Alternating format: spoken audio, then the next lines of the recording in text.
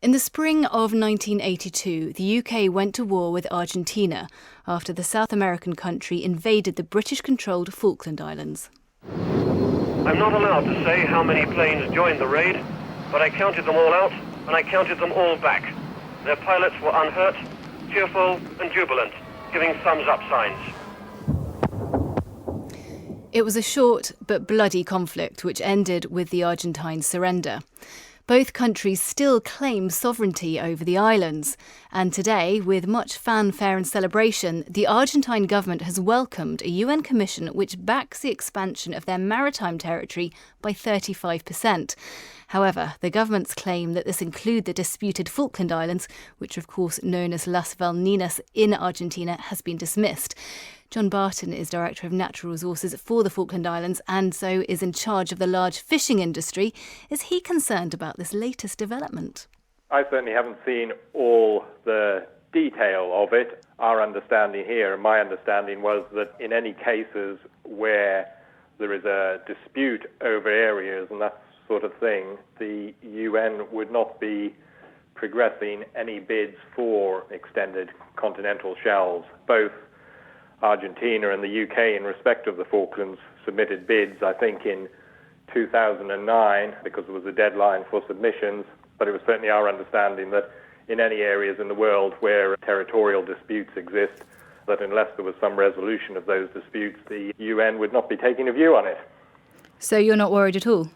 I think it does depend on the detail, and I don't have that immediately in front of me, but I would be surprised looking at the law of the sea, which refers to this particular issue, and it does also refer to the issue of any areas where there is some dispute. So I'd be surprised if it's a blanket acceptance of the Argentine position. I suspect that somewhere there is a caveat that refers to an area where there's overlapping bids, and that is probably parked until there is some resolution of those claims. If we imagine that the report doesn't take that into account, how does that affect the Falklands fisheries industry? The Law of the Sea article, which addresses the extension of these claims, refers to the seabed and the mineral resources, that jurisdiction should not extend to those pelagic species such as the big squid fishery which occurs around the Falklands. The fishery is vitally important for the Falklands, but in theory at least, where these continental shelf limits extend out to 350 miles, should not really extend to the living resources in the water column above that seabed. John Barton. Well, Carlos Escudé served as a special advisor on foreign policy to the Argentine government in the early 1990s. So what does he make of his country's territorial gains? There is something somewhat ridiculous about this from my point of view, because this is not a United Nations ruling. This is the ruling of an advisory committee. I don't believe it is to be taken seriously. It has nothing to do with the distribution of lands. The advisory committee has nothing to say about who is the owner of the Falkland Islands, of the South Shetland Islands, of the South Sandwich Islands. And even if they were to say something about this, and they did not, but even if they were to say something about this, it would have absolutely no legal significance. So why all the celebrations? Well, the celebrations, basically, I think the issue is that this is a counterbalancing measure to President Obama's visit. By and large, the Macri government is a very reasonable government, and I don't think it would indulge in this sort of sterile sport which leads nowhere except to the frustration of the Argentine people, were it not because they are in need of some sort of fireworks which will dispel the idea that they're selling out the country to the United States.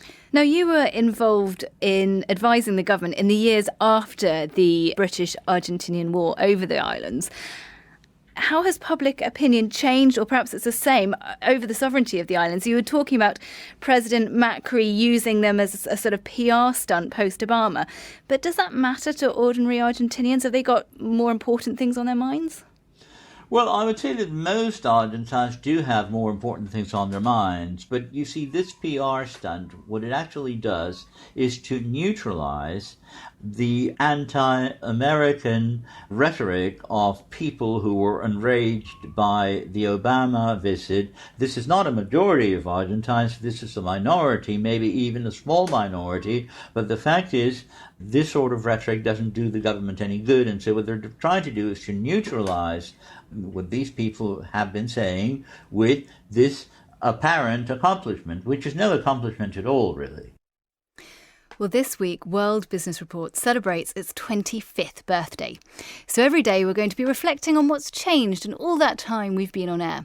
The programme's editor, Martin Webber, was there at the very start.